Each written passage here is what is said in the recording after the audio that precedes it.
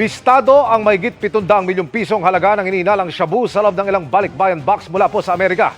Nakatutok si Bernadette Reyes.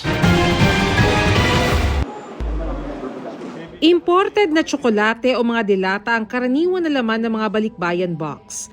Pero ang mga kahon sa shipment sa Manila International Container Port sa Maynila mula California noong Hunyo agad hinarang. Dinaan muna yun sa x-ray. Then pagdaan ng x-ray, tsaka natin inisa-isa yung may K9 dog units na rin, K9 unit na rin tayo na umalalay sa ating mga kasamahan upang maingat na tingnan yung laman naman ng x-ray.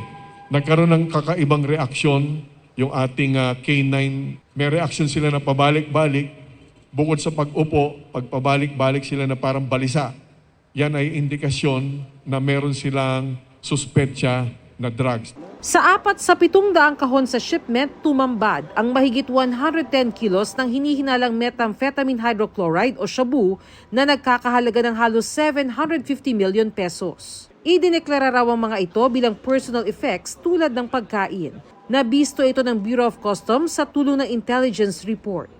Iti-turn over ang mga nakumpiskang kontrabando sa Philippine Drug Enforcement Agency o PDEA habang patuloy ang investigasyon. Maaaring maharap ang mga sangkot sa kasong pagdabag sa Section 118 o Prohibited Importation and Exportation ng Customs Modernization and Tariff Act at paglabag sa Comprehensive Dangerous Drugs Act. Sinubukan ng GMA Integrated News na makuha ang panig ng deconsolidator pero wala pa silang sagot.